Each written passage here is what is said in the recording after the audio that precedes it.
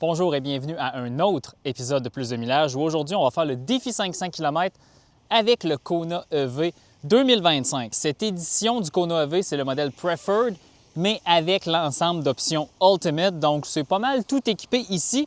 Je vous rappelle les fondamentaux. Batterie lithium-ion de 64,8 kWh, moteur à l'avant, environ 200 chevaux et une autonomie Enercan de 420 km. Donc, venez avec moi, puis un peu comme à l'habitude aussi, on va faire un tour complet du véhicule. Allons-y. Préparation au départ du défi 500 km dans le Kona EV. On va réinitialiser le trajet ici plus tard. La batterie est chargée à 100 314 km estimé. Évidemment, c'est un véhicule qui a 420 km EPA. Mais tu sais, Hyundai a un algorithme qui calcule les kilomètres à faire en fonction des conditions. Donc, c'est ça qu'on a pour l'instant. Trajet, dans le fond, on part de Montréal, La Salle. Comme d'habitude, Pont-Champlain, la 30. On monte jusqu'à Québec. Il y a une station 180 kW. Couche-tard juste ici, c'est le point de retournement. Si c'est nécessaire de charger, on rechargera là. Sinon, on va continuer notre chemin vers Saint-Louis-de-Blanford. Où est-ce qu'on a là, station de recharge, là, très grosse station de recharge avec plein de bornes 180 kW. Puis, ça sera la première ou deuxième recharge. Puis ensuite, on retourne vers Montréal. Et le défi 500 km sera complété. Autres paramètres, climatisation 21 degrés, conducteur seulement, elle est mise en mode éco. Puis lorsqu'on va décoller, là, je vais mettre le véhicule en mode éco aussi de ce côté-là. Car Scanner, qu'est-ce que Car Scanner nous dit? Très beau tableau de bord que Car Scanner a mis par défaut. Donc, batterie à 100 affichée, 95 dans le BMS. Énergie restante, 59 kWh. C'est une batterie de 65 kWh utilisable, donc il y a comme un 6 qui manque ici. C'est juste parce que la batterie n'est pas calibrée, c'est ce qui rapporte. T'sais, je ne me fie pas toujours 100 à ce capteur-là. 408 volts au maximum. Donc, le voltage de batterie est relativement élevé de 400 volts. Notre batterie est à 15-19 degrés Celsius pour partir. C'est bon. Heater, ici, ça doit être la température ambiante, mais j'ai le capteur, j'ai validé les marches quand on met le préconditionnement. Puis après ça, c'est la batterie 12 volts. Donc ça, c'est bon. Donc on devrait être fin prêt. Quelle heure est-il? 5h11. Moi, je pense qu'on va se mettre en marche à 5h15. Ça va être bon.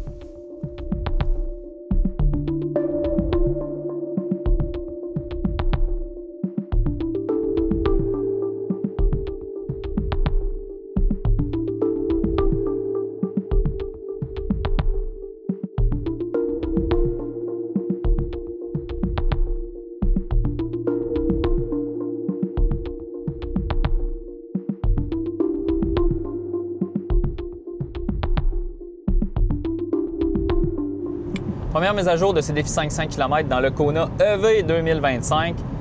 On a 106 km de parcouru. On vient de passer le point de calibration de l'odomètre. Le véhicule rapporte là, 1 pour 1. Donc, on ne va pas modifier la fin du défi 500 km. Tant mieux, c'est plus facile comme ça. 58 de statut de charge affiché. 178 km d'autonomie restante. Donc, vous voyez qu'après juste 100 km, on a consommé beaucoup d'énergie quand même. Il reste 32 kWh dans la batterie. On a 143 km à parcourir. La batterie est entre 10 et 18 degrés Celsius, donc ça va très bien. Consommation relativement élevée, 24,9 kWh par 100 km. Pourquoi? On a un vent de face de 20 km/h depuis le départ de Montréal. Ça n'arrête pas. Ça va nous aider lorsqu'on va rebrousser chemin rendu à Québec pour tout le reste du trajet. Ça devrait baisser la consommation là, de façon significative. Par contre, dans le fond, il va falloir réfléchir là, à la recharge, pas trop surcharger, puisque notre consommation de référence pour se rendre au prochain point de recharge ou à la prochaine étape devrait être plus faible après le point de retournement là, dû qu'on va avoir un vent d'eau dans cette... qu'on va avoir un vent d'eau. Pour ce qui est le brefage technique du Kona EV, c'est un véhicule sur une plateforme de véhicules thermiques pour la première génération. Puis là, après ça, Hyundai, pour cette génération-là qui a commencé l'année dernière, Hyundai a changé de plateforme, puis ils ont parti avec le véhicule électrique, puis là, après ça, ils ont fait le véhicule thermique. Mais ça reste quand même une plateforme de véhicule adapté. Là. Je vous le montrerai là, plus tard lorsqu'on va faire le tour du véhicule à l'extérieur. Et la batterie, elle traîne à terre. On s'entend? C'est pas vrai, là, mais je veux dire, on voit toujours la batterie sur ces véhicules-là. Le Kia Niro, c'est la même chose. On voit vraiment que c'est une vieille architecture qui a été adaptée pour les véhicules électriques. Mais c'est correct, honnêtement, parce que c'est une des plus belles adaptations électriques, thermiques. Le Kona EV dans sa première génération, puis dans sa deuxième génération, je trouve ça excellent ici. Puis regardez, là, on dirait qu'on est dans un Ioniq 5 à la fin. Là. Je trouve que Hyundai sont bons, Hyundai et Kia sont bons pour harmoniser leur gamme rapidement puis donner une expérience très, très similaire, peu importe le véhicule électrique qu'on a. Jeu de mots. Puis pour ce qui est là, des spécifications de la batterie, c'est une batterie de 64,8 kWh utilisable.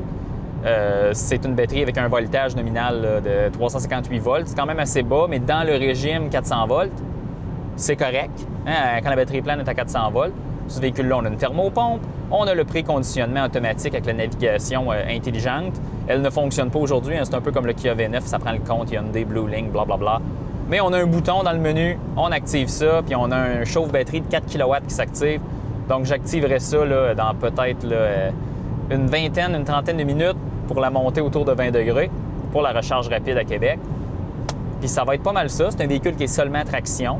Et puis, la cote de consommation Enercan et d'autonomie de ce véhicule-là, c'est 420 km dans la configuration actuelle. Consommation en ville de 16 kWh par 100 km, 20 kWh sur l'autoroute, puis 18 combinés.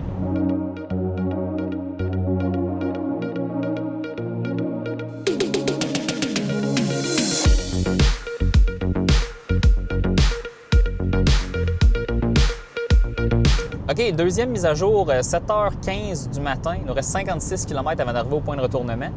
La batterie est à 24 %, autonomie restante 61 %. Donc, j'ai quasiment plus de tampons là, entre l'autonomie affichée et la distance à parcourir. Ça me stresse pas vraiment. Là. Je regarde, là, il me reste 13 kWh d'énergie dans la batterie. C'est correct. Le mea culpa ou le petit problème ici, c'est que voilà peut-être une demi-heure, lorsque je voulais démarrer le préconditionnement manuellement là, directement dans l'écran, il n'y a pas de problème. Bien, je n'avais plus assez d'espace dans la batterie, là, selon mon expérience. J'estimais aller consommer 3 kWh de batterie. Je n'avais plus cet espace-là parce que la consommation là, est encore là, vraiment élevée. Là. On est à 24,4 kWh par 100 km. Donc, qu'est-ce que ça veut dire? On va se rendre à Québec, on va recharger. Mais la session de recharge, évidemment, je ne connais pas là, les petits détails là, en fonction de la température de la batterie. Là, donc, mais je ne m'attends pas à aller chercher la puissance maximale là, de 100 kW sur cette courbe de recharge-là. Parce que la batterie est à 8 degrés minimum, 17 degrés maximum. C'est pas critique, c'est pas une batterie là, sous zéro, mais ça ne sera pas probablement comme si la batterie était à 25 degrés Celsius. La deuxième session de recharge, ça ne m'inquiète pas parce que la batterie va avoir chauffé en chargeant. Donc, je vais pouvoir vous montrer la courbe de recharge, là, la spec de Hyundai. Mais pour la première session de recharge, ça va probablement être lent, peut-être quoi, 50 kW, 40 kW, je ne sais pas. Aucune idée. On verra. Une chance, il ne faut pas mettre trop d'énergie pour le premier arrêt, mais pas pire déception. Les conditions atmosphériques se sont améliorées, les vents se sont presque estompés. La température fait moins 7, faisait moins 5 tantôt. Mais je vois vraiment que cette génération-là du Kona EV est extrêmement sensible aux conditions atmosphériques. Souvenez-vous, la BMW i4 qu'on a essayé il y a peut-être un mois, bien, à moins 26, ça faisait 1 kWh par 100 km de moins que cette voiture-là. À la même vitesse, sur la même route, dans la même direction. OK.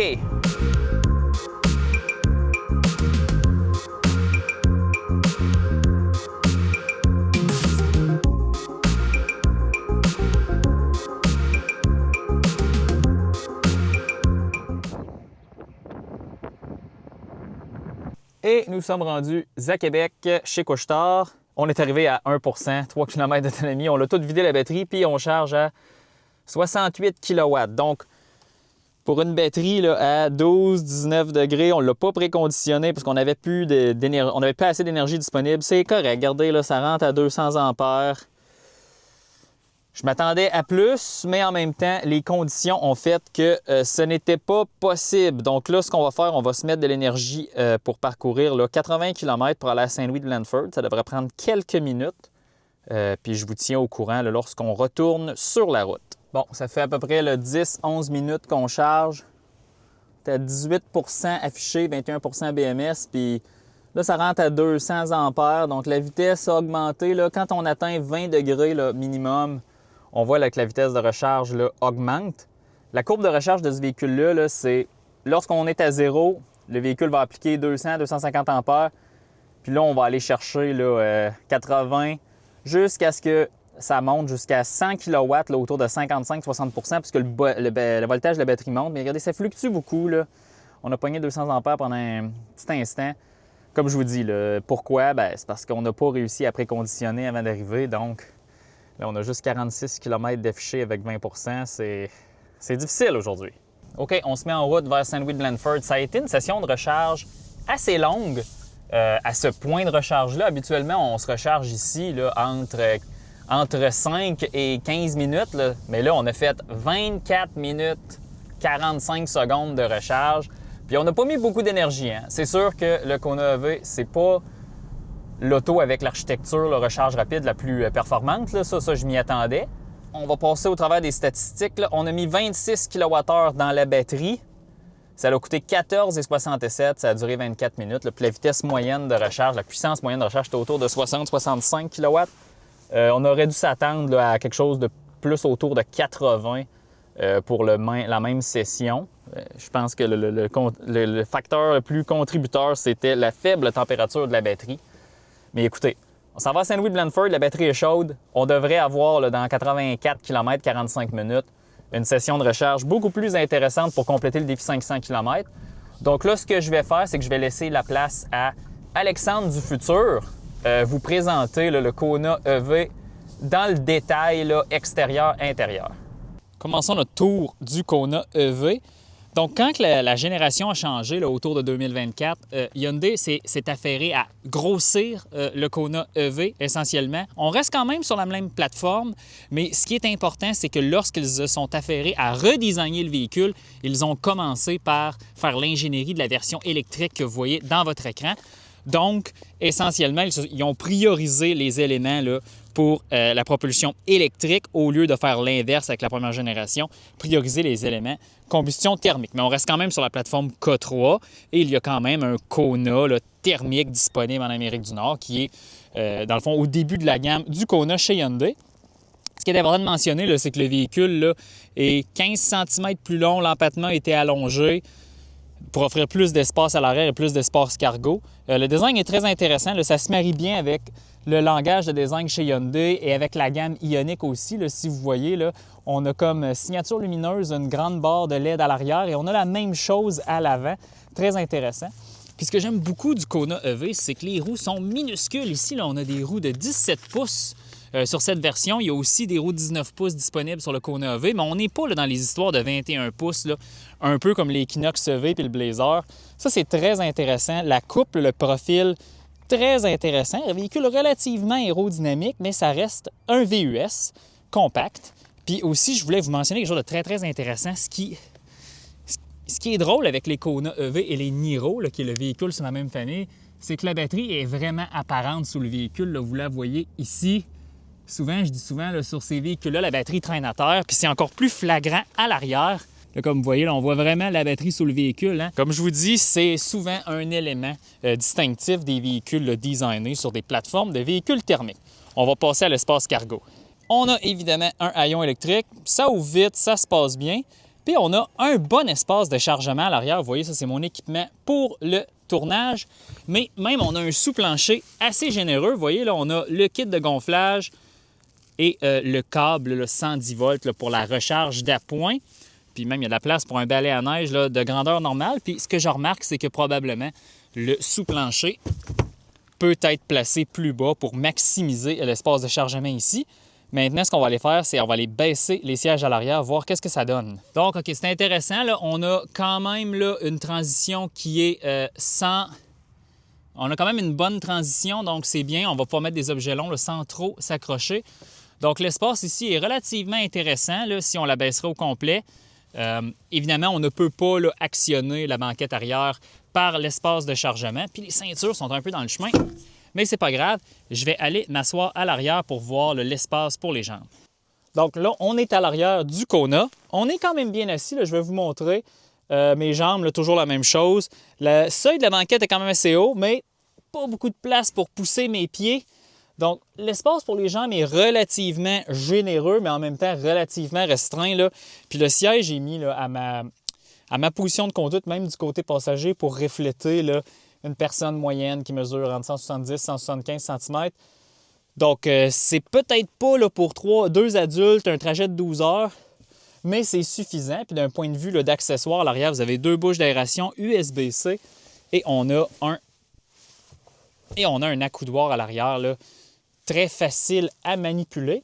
Mais à l'arrière, la qualité des matériaux est intéressante. C'est sûr qu'ici, c'est plastique dur partout. On a une surface moussée dans la porte. Puis on n'a pas de siège chauffant à l'arrière, c'est super important de mentionner. Dans le créneau, d'autres véhicules offrent des sièges chauffants à l'arrière de série ici, donc ça, c'est super important de le mentionner.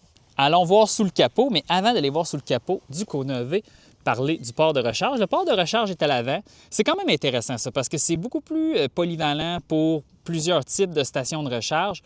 Moi, ce que je pense, le défaut, mais est-ce que c'est un réel défaut, c'est que si vous faites un accrochage à l'avant, bien là, ça peut affecter de façon permanente tout l'équipement de recharge à l'avant. Donc, est-ce que c'est bon? Mais écoutez, je veux dire, c'est un des véhicules électriques les plus vendus au Québec, puis on n'en voit pas vraiment en panne sur la route parce qu'ils ont fait un accident frontal. Mais c'est un pensez-y bien. Et aussi, là, cette partie-là est chauffante. Donc, lorsqu'on a du verglas ou des conditions hivernales, et bien évidemment, ceci reste facile à ouvrir parce que le port est chauffant. Ouvrons maintenant le capot avec des vérins. Donc, à la fin, là, toute la mécanique est à l'avant parce que c'est un véhicule traction. Il n'y a pas de moteur à l'arrière disponible, donc pas de 4 roues motrices. Puis, vous voyez vraiment là, toute la mécanique ou tout l'équipement. Là, ça, c'est le fil haut voltage là, qui va aller dans le système de distribution d'énergie pour recharger la batterie lorsqu'on fait une recharge rapide ou une recharge à la maison. Et moi, ce que je voulais vous montrer de vraiment intéressant ici, c'est comment que Hyundai commence à intégrer les composants pour sauver des coûts et améliorer la performance. Ceci est le réservoir de liquide de refroidissement pour moteur et batterie et tout l'équipement du véhicule. On a une pompe ici, on a une pompe là, on a une valve à 3 positions, on a un échangeur de chaleur pour la thermopompe. Donc, tout est intégré. Ça me fait penser à ce que Tesla fait avec son système de thermorégulation. Hyundai, encore une fois, travaille au bon endroit, rassemble les composants ensemble, ça se fixe d'un coup, ça réduit les coûts, puis à la fin, c'est le consommateur qui gagne au change. Ce qui est intéressant des véhicules électriques, que toute la motorisation est à l'avant, le port de recharge est à l'avant, c'est que d'un point de vue d'assemblage dans l'usine, on peut tout monter à l'intérieur du compartiment moteur, puis on n'a pas besoin de passer de câblage là, de l'avant à l'arrière pour le port de recharge, aussi de la tuyauterie pour refroidir la batterie, tout ça, ou le moteur. Donc, d'un point de vue d'assemblage, c'est très intéressant, puis il y a définitivement des avantages ici. Bon, dans cette version du Kona EV, là, tout équipé, on a des sièges là, en cuir synthétique, quand même assez confortable, puis j'aime aussi qu'on reprenne le thème des véhicules ioniques dans la gamme Hyundai, là, avec les boutons là, tout en rondeur, puis on a toujours le petit thème pixel ici. Là. C'est quelque chose que j'aime, puis c'est quelque chose que Hyundai et Kia font bien, c'est harmoniser leurs véhicules, même s'ils ne sont pas sur la même plateforme. Donc, un consommateur qui en essaye plusieurs s'y retrouve. On est maintenant à l'intérieur du Kona. Comme je vous disais, c'est une planche de bord qui s'apparente à ce qu'on a vu dans le EV9, le Ioniq 9, le Ioniq 5, le Ioniq 6. Évidemment, c'est l'harmonisation complète de tous les équipements et des logiciels chez Hyundai. Et nous sommes dans la nouvelle version qui est beaucoup plus intuitive et jolie. Regardez le beau menu de notification lorsqu'on le baisse, là, avec de la transparence. C'est très premium. Ça me fait penser à des produits Apple ou des produits Samsung. Ici, là, le look de l'interface est vraiment intéressant. Puis là, ici, on a tous nos contrôles. Android Auto sans fil, CarPlay sans fil. Puis là, vous remarquez aussi, on a un véhicule électrique, mais regardez-moi ça. On a des boutons partout. Changer les chaînes de la radio, le volume, climatisation automatique 2 zones avec le fameux mode Driver Only, que là, on va être vraiment efficace. Là, on peut juste mettre la ventilation côté conducteur. Ensuite, on a le nouveau panneau Hyundai qu'on voit dans tous les véhicules Hyundai pour la recharge sans fil ou recharge avec fil. On peut sélectionner juste la recharge, on peut sélectionner la projection de téléphone à l'écran. On a un port 12 volts, chargeur sans fil ici. Puis là, après ça, on a un autre panneau de boutons ici. Mode de conduite très facile à utiliser. Siège ventilé, siège chauffant, volant chauffant. Toute la panoplie est là. Puis regardez, un bouton avec une caméra. Quand on appuie là, on a une caméra 360 très performante. Ça, je trouve ça un peu là, que c'est inutile comme accessoire. Parce que là, quand tu te rapproches des objets longs, ils sont vraiment déformés. Je pense que juste une grande vue 360, vue du haut, est suffisante ici. Mais regardez, vous pouvez choisir ce que vous voulez dans cette interface-là. Moi, je préfère avoir une vue arrière ou une vue avant et la vue 360. Pour ce qui est du volant, c'est un volant Hyundai véhicule électrique traditionnel. On a le excellent HDA avec le suivi de voie, donc le Highway Driving Assist de Hyundai. Système très permissif, très performant, de régulateur de vitesse adaptatif et de suivi de voie. C'est relaxant à utiliser. Moi, j'adore ça. Et on a le combiné d'instruments qui, je trouve, très sobre, très simple. Il est personnalisable, vous pouvez choisir plusieurs thèmes, mais ça, c'est mon thème préféré. Le moins d'informations possible, le moins de contraste possible. C'est pas distrayant, j'adore. Et évidemment, comme sur plusieurs véhicules électriques Hyundai, palette au volant pour gérer le niveau de freinage génératif. Il y a 6 modes. Conduite à une pédale, niveau 3, 2, 1, 0. Puis ensuite, on a un mode automatique, un peu comme ce qu'on voit dans d'autres véhicules, où est-ce qu'avec le radar à l'avant, va déterminer la distance, puis il va appliquer un freinage génératif lorsqu'on décélère sur l'autoroute en fonction de la distance de suivi. Pour ce qui est des autres composants ici, on a les fameux porte-verres Hyundai catapultés. Ça rouvre très vite. On a la petite console centrale bien simple avec ceci. Puis regardez, là, j'ai de la place pour mes micros et mes autres accessoires. Ça n'a pas besoin d'être une console fermée. Regarde, moi, je trouve ça joli. C'est plus simple, c'est moins cher. C'est bien le bienvenu. Puis on a une tablette ici pour du rangement. Évidemment, je veux dire, tu fais une accélération, les choses vont tomber. Mais c'est bien, puis l'éclairage en blanc, ambiant. Vous voyez un peu de bleu sur mon doigt? Ouais, c'est ça. Sort par là. Coffre à gants, là. Bien traditionnel. Puis un autre fait intéressant ici, cette partie en tissu est aimantée. Vous pouvez mettre des petits aimants décoratifs. Le Ioniq 5 aussi faisait ça lors du lancement. Sur le Kona EV, là, ça revient aussi. Quelque chose qui est super important aussi dans tous les nouveaux véhicules Hyundai, c'est le menu véhicule électrique que vous avez ici. Puis ce qui est important de mentionner, c'est que nous avons un bouton qu'on active ici, puis on peut faire le préconditionnement de la batterie sans avoir à naviguer vers une borne de recharge dans le système de navigation de Hyundai. Donc, ça vous laisse tout le contrôle là, sur votre thermorégulation avec votre véhicule si vous en avez besoin. Bien, sinon, pas besoin de l'utiliser, mais comme je vous dis, ça améliore les performances de recharge rapide. Et j'aime beaucoup aussi ce petit panneau-là ici là, qui vous dit où est-ce que l'énergie s'en va depuis que le véhicule a été démarré. Puis cet écran-là est tout personnalisable, là, vraiment ici. Chapeau, on est dans un véhicule avec une vieille architecture, mais on est quand même au goût du jour du point de vue du logiciel parce qu'on va chercher ce qu'on voit dans les véhicules Hyundai de nouvelle génération, malgré qu'on est dans le Kona.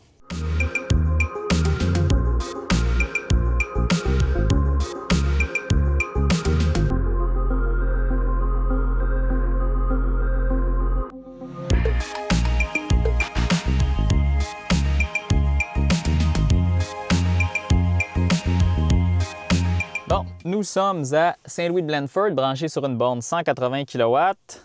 On est arrivé à 13 % et là, ça rentre à 200 ampères, 225, 233. Et voilà, maintenant, nous sommes à la courbe de recharge maximale. Regardez-moi ça, 90 kW, 92. Ça devrait recharger un peu plus vite. Aussi, ce que je voulais vous mentionner, si je m'en vais voir dans mon ordinateur de voyage, non. On va démarrer le véhicule. Donc, on a 332 km de... Bon. On a 332 km de parcouru, 23,3. Donc, la consommation a baissé parce qu'encore une fois, le véhicule, il veut toujours me montrer la recharge. Je vais vous montrer l'autre trajet juste après. Ici, après la recharge, voyez, on a fait 21,3, incluant un peu de préconditionnement. Il est vraiment gossant, lui. Donc, vous voyez, hein, on avait vraiment le vent dans le dos. Puis, ça veut dire aussi qu'on avait vraiment le vent d'en face lorsqu'on sait... en venue à Québec, regardez, là, ça se passe très bien. Donc là, on fait la courbe de recharge là, annoncée. Le voltage devrait augmenter et la vitesse devrait graduellement. Je me demande si on va pogner 100, je ne suis pas sûr. Regardez, là, ça fluctue et ça baisse. Ça va être à suivre dans les prochaines minutes. On a parti avec 92 km d'autonomie.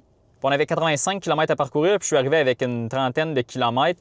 Donc, voyez-vous, là, il y a eu un gros impact sur le calculateur d'autonomie. Là, on avait de la marge, mais évidemment, je ne vais pas enlever de temps parce qu'il n'y avait aucune façon de le savoir. Sauf que là, je pense qu'on va débrancher le véhicule lorsque le véhicule va montrer à peu près 170 km d'autonomie pour parcourir le 160 km restant. Ça devrait être suffisant. OK, on est à Saint-Louis-de-Blandford durant la session de recharge. Ça fait 15 minutes qu'on est branché. Puis honnêtement, là, cette semaine, j'ai fait plusieurs recherches, la courbe de recharge, j'ai essayé de regarder. Puis ce qu'on m'affichait, l'information que j'avais, là, ça venait peut-être majoritairement de l'Europe, mais ça reste le même véhicule. C'était une courbe de recharge où l'air sous la courbe est quand même assez intéressante, où on branche le véhicule, ça monte autour de 75, le voltage augmente, on approche 100, puis ensuite, il y a des paliers, ça descend. Si vous regardez sur mon écran là, de téléphone, là, on a l'application, puis on voit le graphique, là, on part à un autre statut de charge, puis on diminue en palier, puis on n'est même pas encore à 60 % là où le palier devrait, là, le palier fixe d'ampérage devrait s'estomper. Donc, ça ressemble à la session de recharge qu'on a eue à Québec. Voyez-vous, j'étais un peu déçu. Là. Je m'attendais à quelque chose de plus robuste, de plus prédictif. Ça ressemble un peu à l'ancien Kona. Puis là, je suis sur un équipement qui peut délivrer l'ampérage maximal. Lorsque je suis arrivé, la batterie était à 21 degrés minimum, le regardez est à 24. T'sais, tout était là, selon les règles de l'art. Dans le menu du véhicule, ça disait que la température de la batterie était adéquate, la recharge rapide. Écoutez, ça me surprend parce que habituellement, les véhicules Hyundai Kia, surtout ceux qui sont 800 volts, tu branches ça va à merveille. On voit qu'on est dans un véhicule avec une architecture plus vieille, puis ça fait partie de la segmentation là, chez Hyundai. Le Kona EV, c'est une architecture 400 volts, plus vieillotte, qui est peut-être plus difficile à contrôler ou plus capricieuse, contrairement là, à tous les véhicules de nouvelle génération Hyundai. Puis là, c'est là aussi, là, je vais parler un peu de ce qui s'en vient chez Kia, le EV3 et la EV4, qui sont des véhicules modernes GMP sur la plateforme de ce qu'on voit, le Ioniq 9, Ioniq 5, Ioniq 6, tout ça, mais avec une batterie 400 volts. Donc, j'ai hâte de voir comment que toute la relation thermorégulation, recharge rapide va se faire dans ces véhicules-là. Évidemment, on va les essayer dans un certain temps. Ce n'est pas des véhicules qui sont encore disponibles pour la vente en Amérique du Nord. Mais voyez-vous, je m'attendais à quelque chose de plus robuste du côté du Kona EV. Puis là, voyez-vous, je suis un peu déçu pour la recharge rapide. Ça fait que c'est très, très long là, quand même. Là. Ça ressemble beaucoup à une Chevrolet Bolt là, en termes de temps de recharge rapide, malgré que c'est un peu plus vite ici. Mais ça ne... La courbe de recharge que j'ai actuellement n'est pas la courbe de recharge à laquelle je m'attendais. Mais bon, on va charger ça jusqu'à peut-être 60 là, lorsque, comme je vous disais, l'autonomie approchait le 170. Là. Puis après ça, on va se remettre en route pour compléter le défi 500 km. Bon, on se remet en route là, pour le dernier segment du défi 500 km. Ça a été une recharge assez longue, là, 31 minutes 46 secondes. On a mis 33,3 kWh et ça a coûté là, 14,38 $. Comme je vous dis, vous voyez là, sur la petite capture d'écran, la courbe de recharge, je ne m'attendais pas à ça. Elle a fluctué beaucoup. Pourtant, batterie préconditionnée, le véhicule disait que la température était adéquate de recharge rapide. Écoutez, déception ici. Là, on a 61 % de statut de charge, donc ça va faire 13 à 61 %, ça a pris 31 minutes. C'est quand même long. Puis dans la batterie, on a 36 kWh, donc on devrait en avoir en masse se rendre à Montréal sans problème, puis avoir 10 % de marge, tels que les règlements du défi 500 km. Donc, on va faire le 160 km qui nous reste à parcourir. Et nous voici maintenant au volant du Kona EV. Évidemment, pendant que Alexandre, dans le passé, fait le défi 500 km, Alexandre du futur, qui est moi, vous fait le petit parcours routier puis vous donne une idée là, de la conduite et tout ça. Donc là, on a 215 chevaux, moteur à l'avant, véhicule électrique. On met ça à fond, c'est pas le véhicule le plus rapide. On parle de 7,5 secondes, 7,8 secondes, 0-100. C'est un peu plus lent que la génération antérieure. Véhicule un peu plus lourd. On parle d'une masse nette là, de 1715-1750 kg, celui-là. C'est essentiellement le poids d'une Tesla Model 3 LR, 2 roues motrices. C'est 100 kg plus lourd qu'une Chevrolet Bolt. Donc, ça vous donne une idée, le côté masse nette. C'est pas un véhicule électrique trop lourd. Donc, ça, c'est bien, tant mieux. On n'est pas dans le 2000 kg. Dynamiquement, le Kona EV, c'est pas le véhicule le plus engageant à conduire, je vous dirais. T'sais, c'est tout à fait sécuritaire, confortable, très silencieux. D'ailleurs, je pense que la plupart des gens qui ont un Kona EV apprécient beaucoup la douceur, la souplesse, puis la facilité à laquelle ce véhicule-là se déplace sur la route. Là, c'est ultra facile à conduire. Je me suis assis là-dedans, j'ai fait « Oh wow! » En réalité, c'est comme si j'avais conduit un Ioniq 5 avant, je me suis assis là-dedans, c'est peut-être pareil, mais facile à manier, bon rayon de braquage. L'accélérateur est bien modulé, le freinage, la conduite à une pédale, c'est bien calibré aussi. J'ai rien à dire là, mais j'ai pris une boucle d'échangeur sur l'autoroute, c'était assez chaotique, puis la suspension à l'arrière, là, c'était complètement décousu. Donc, vous voyez, là, évidemment, il y a toujours des compromis. Là. Évidemment, construire un véhicule, designer un véhicule, c'est un jeu de compromis d'ingénierie. Il y a un compromis d'ingénierie à faire ici, même si on a une suspension indépendante à l'arrière, multi-link, là, c'est vraiment pas là, au niveau là, de ce qu'on verrait, là, Ford Mustang Mach-E, Tesla Model Y. Évidemment, les versions beaucoup plus récentes du Tesla Model Y, parce qu'en 2020, c'était horrible, la suspension à l'arrière. Et là, ce qu'on verrait, là, même le Equinox EV et le ID4 ont un meilleur comportement routier à l'arrière, malgré que le ID4, c'est très mou, comme le Kona EV. Puis là, c'est sûr que certains pourraient dire « Ouais, mais Alexandre, le Kona EV, c'est un peu plus petit, puis c'est pas la même gamme. » Vous avez raison, mais j'essaie de faire des comparatifs, parce qu'à la fin, Dans les dernières années, le Kona EV se vendait presque au même prix que ces véhicules-là que je viens de mentionner, similaires. Donc, malgré que le véhicule était plus petit, il y avait des gens qui choisissaient d'aller d'un côté ou de l'autre. Donc, c'était dans la même classe, mais aujourd'hui, c'est sûr que le Kona EV fait partie des véhicules électriques au Québec qui est les moins chers là, pour se procurer. Puis là, je vais tout de suite sauter là, du côté du prix avec le Kona EV. En version de base Preferred, on parle d'un véhicule qui se détaille à 49 600 là, avec transport et préparation inclus. Le prix sans transport et préparation, c'est 46 900 quelque chose. Donc, quand même, le véhicule théoriquement électrique le moins cher là, avec l'Equinox EV traction. Très bien, bravo. Là, ici, on est dans la version avec le Pack Ultimate. Donc, c'est une version Preferred, mais il y a un groupe d'options supplémentaires là, qui nous amène la sellerie en cuir, le toit ouvrant, le système sellerie en cuir, le toit ouvrant, le système de son Bose là, et une panoplie là, d'autres options, l'éclairage ambiant, tout ça. Mais ce qui est intéressant du Kona EV, c'est quelque chose que j'aime beaucoup, c'est que même dans sa version de base Preferred à 49 000 que vous pouvez vous procurer demain matin, bien, vous avez tout ce qui est nécessaire au bon fonctionnement du véhicule et d'avoir une belle expérience. Vous avez la climatisation automatique, vous avez la thermopompe, vous avez le préconditionnement de la batterie qui va chauffer votre batterie, fait que l'hiver, là, vous allez avoir la même performance que l'été.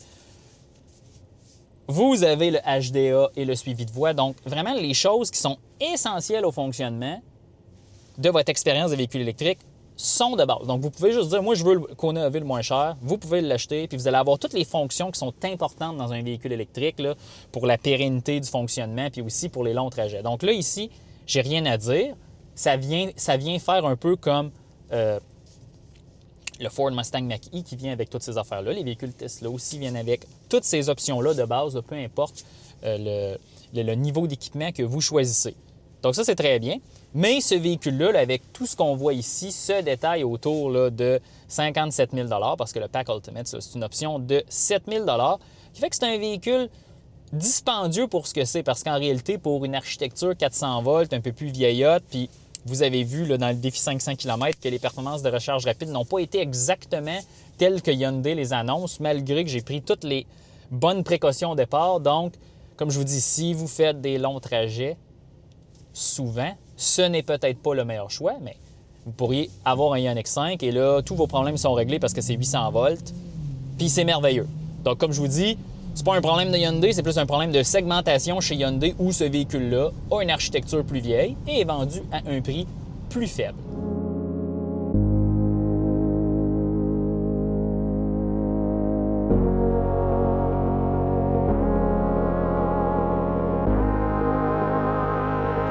Mise à jour avant de compléter le défi 500 km, il nous reste 120 km à parcourir. On approche Drummondville.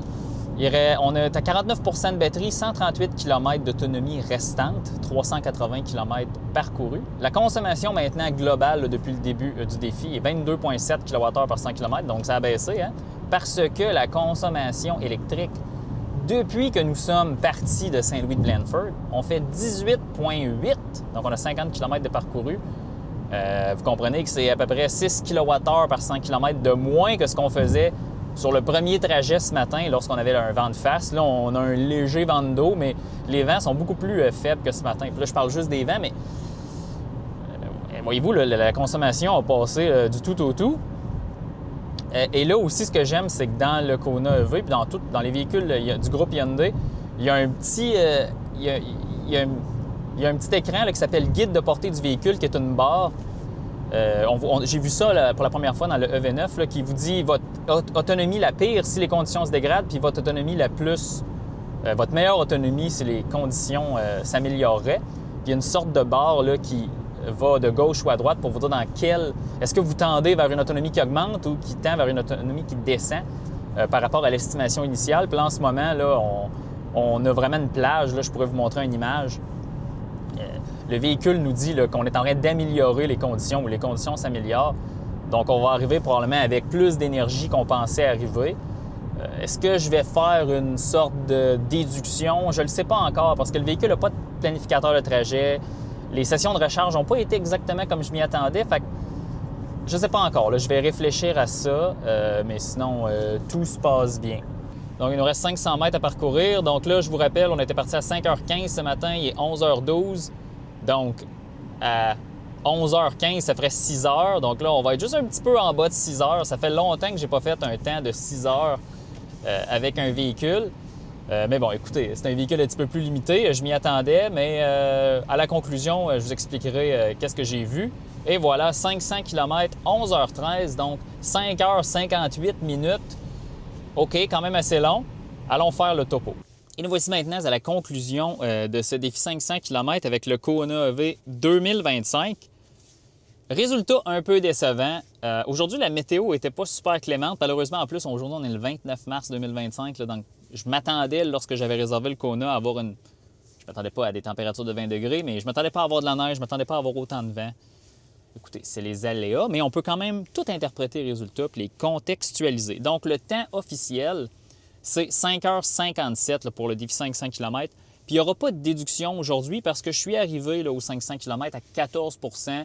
C'est dans la marge là, que je trouve qui est correct. J'arriverai à 8 % ça aurait été correct. J'arriverais... Peu importe.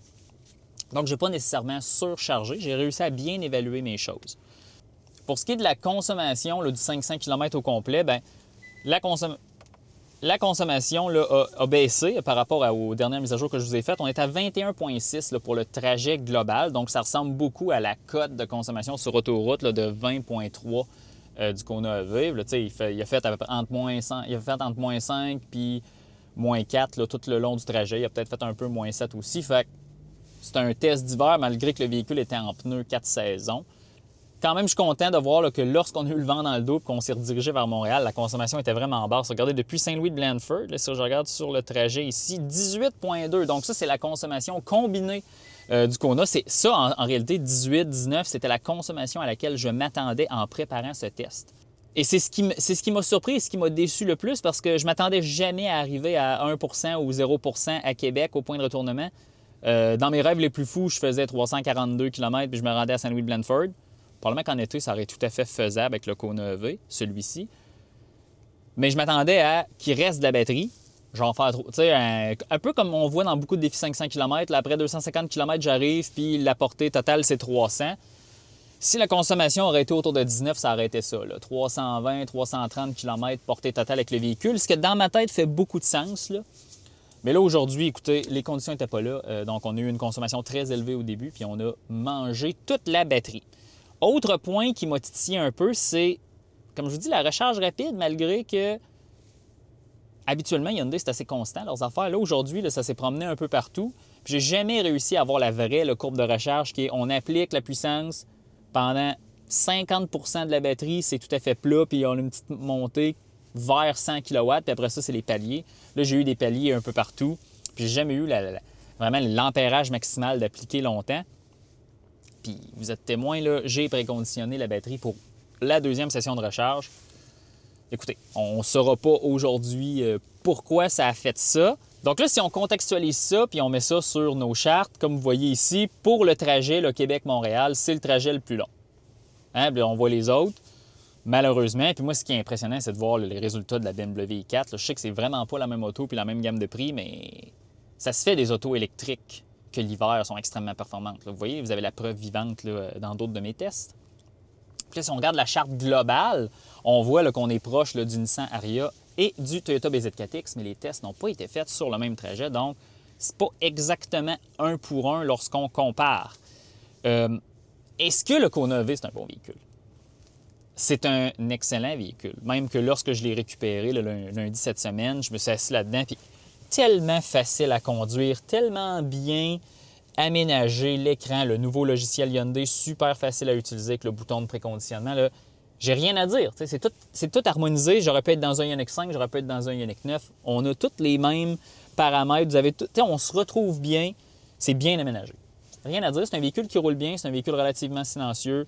Ses tractions et la puissance, là, c'est correct. Là. Évidemment, il n'y a pas de rouage intégral disponible.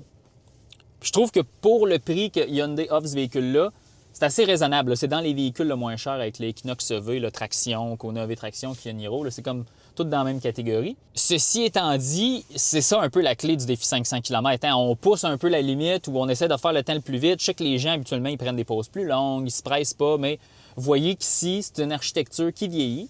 Hyundai a quand même fait du bon travail de mettre ça au goût du jour, mais la partie électrique en dessous, c'est quand même assez vieux. C'est sûr que le Kona EV est probablement sa dernière génération parce qu'avec du côté de Kia, la EV4, le EV3 qui arrive, c'est impossible de penser que Hyundai n'aura pas un véhicule sur cette architecture-là qui va être offert ici, 400 volts, mais un peu plus moderne. Là, même, je me souviens là, pour le EV3 et la EV4, là, avec la batterie de 81 kWh qui est beaucoup plus grosse que celle-ci de 64,8, bien, on parle de 30 minutes de recharge rapide sur le 400 volts. C'est beaucoup mieux que le 41 minutes ou 43 minutes, 10-80 % que Hyundai annonce sur celui-là. Puis nous, on a vu plus des 50 minutes là, de temps moyen de recharge rapide pour se rendre à 80. Donc, vous voyez, coup-ci, coup-ça. Mais c'est un très gros vendeur au Québec. Les gens les aiment. Mais ça vient me chercher. Je pense que l'ancienne génération du Kona EV était plus efficace. C'est un véhicule plus petit, parce que lui, il est beaucoup plus long. Maintenant, il y a beaucoup d'espace à l'arrière. Mais beaucoup plus luxueux, beaucoup plus premium. Fait que dans le fond, il faut en prendre, il faut en laisser. J'ai vraiment aimé ma semaine avec le Kona EV. Donc, si vous avez aimé ce défi 500 km, laissez-le moi savoir dans les commentaires. Un petit like, pensez à vous abonner à la chaîne ou même se joindre. Par exemple, avec une petite contribution mensuelle, vous allez avoir accès à nous qui répondons à vos commentaires en priorité. Et aussi, nous avons souvent beaucoup de vidéos, là, lorsqu'ils sont prêts à être publiés, ils sont mis disponibles pour les membres d'avance. Et ce que ça vous permet de faire, c'est de visionner là, des tests comme celui-ci bien avant tout le monde, des fois un mois, des fois 2 semaines. Donc, c'est ça. Espérons que vous avez aimé. On se laisse là-dessus.